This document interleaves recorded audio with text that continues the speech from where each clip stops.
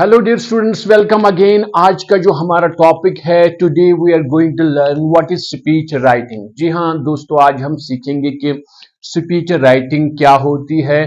हालांकि जब हम स्पीच की बात करते हैं, मोस्ट ऑफ द टाइम आपके जहन में ये आएगा कि सर स्पीच तो बोलनी होती है। Yes, that is true. Most of time जो कि प्रैक्टिकल लाइफ में है, हमें स्पीच बोलनी पड़ती है। लेकिन we are talking about your board examination and class 10th की बात कर रहे हैं।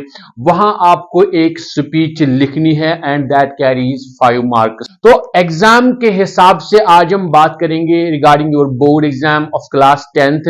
वहां पे हमें पूछा गया है कि आपको एक स्पीच लिखनी है 80 to 100 वर्ड्स। कभी किसी दूसरे में होता है 150 to 180 और 200 वर्ड्स।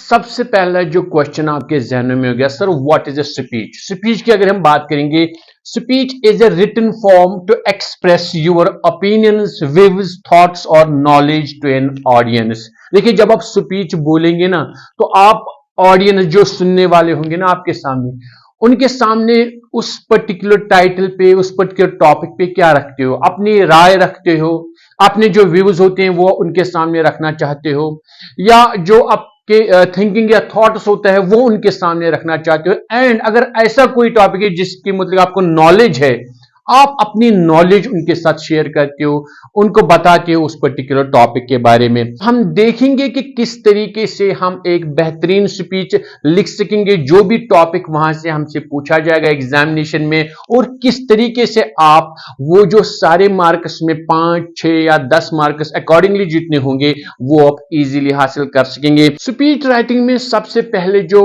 आपको स्टेप जो लिखना है, पहले आप इंट्रोडक्शन यानी इंट्रोड्यूस करेंगे। अब यहां पे क्वेश्चन आ रहा है, सर जो पहले 2-3 लाइनें हैं, इंट्रोडक्शन हमें करना है, किस चीज का करना है?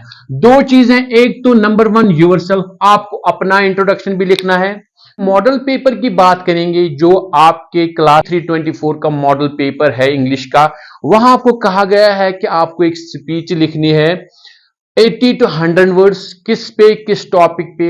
That is on artificial intelligence. वहां पे कुछ पॉइंट्स भी दिए गए हैं जिनका इस्तेमाल करके आप अपनी स्पीच वहां लिख सकते हैं। क्वेश्चन में ना ही आपको बोला गया आपको स्कूल में बोलना है या आपको कहीं किसी सेमिनार में बोलना है। क्वेश्चन में इसका कोई जिक्र नहीं है, आप स्क्रीन पे देख भी सकते हैं। हमारे पास फ्रीडम है, हम यहां पे लिखेंगे esteemed audience, I am Adnan, student of class 10th। Today I am going to present my speech on artificial intelligence। तो ये हमारा यहां पे इंट्रोडक्शन रहेगा। इसमें हमने खुद को भी इंट्रोड्यूस किया कि मेरा नाम अदनान है, मैं क्लास 10th या 10वीं जमात का एक तालिब इल्म हूं, और प्लस हमने टॉपिक भी बयान किया यहां पे जो हमें वहीं से क्वेश्चन में मिला है। तो वो हमने क्या बता दिया, आर्टिफिशियल इंटेलिजेंस, जिसको शॉर्ट में हम एआई बोलते हैं। तो ये नंबर 1 स्टेप होता है। पहले 2-3 लाइन में आपको ये बोलना है।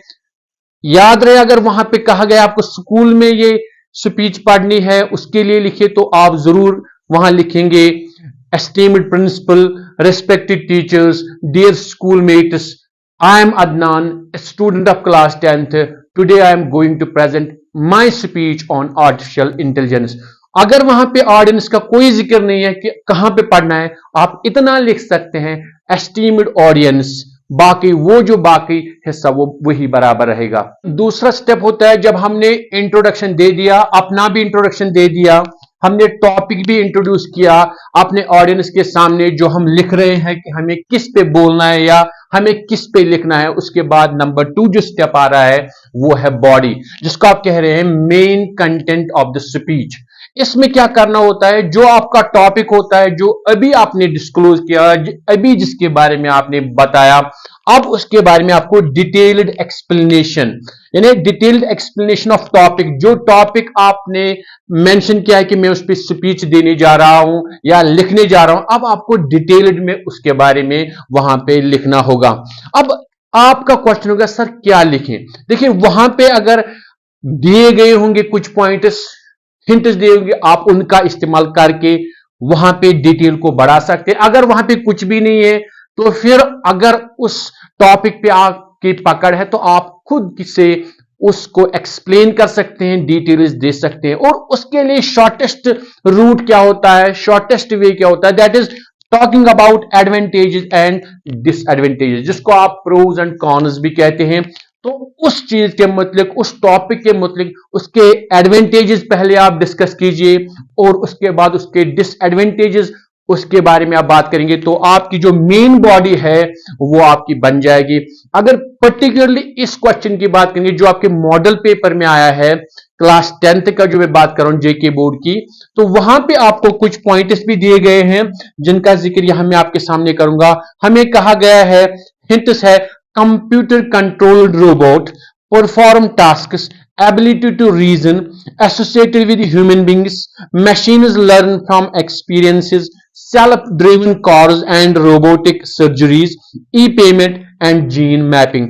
तो ये 5-6 जो हिंट्स हैं, मुझे लगता है बहुत ही बेहतरीन स्पीच आपकी बन सकती है। जो भी मेन पॉइंट्स आपके स्पीच में होने चाहिए वो हिंट्स आपको वहां से दिए गए हैं और कहा गया you can use these hints, यानी इन हिंट्स का इस्तेमाल करके आप एक पैसेज बना सकते हैं। हालांकि अगर आप खुद से भी इन पॉइंट्स को साइड में रख के आपकी पकड़ अच्छी है इस टॉपिक पे, आप अपना भी एक बेहतरीन सा स्पीच लिख सकते हैं। You need not stick only to these very points. लेकिन बच्चों की कंफर्ट के लिए, बच्चों को थोड़ा इजी वहां पे फील कराने के लिए पॉइंट्स भी दिए गए, हिंट पॉइंट्स, तो इनका इस्तेमाल करके इनके इर्द गिर्द आप यहां पे बॉडी को थोड़ा सा बना सकते हैं, आप मेन कंटेंट लिख सकते। दूसरा स्टेप कंप्लीट करके आपने पहले इंट्रोडक्शन भी लिखा, उसके बाद बॉडी भी लिखी with the use of these points, और अगर आपकी पकड़ अच्छी थी इस टॉपिक पे, आपने खुद से अच्छा एक इसकी बॉडी बना दी।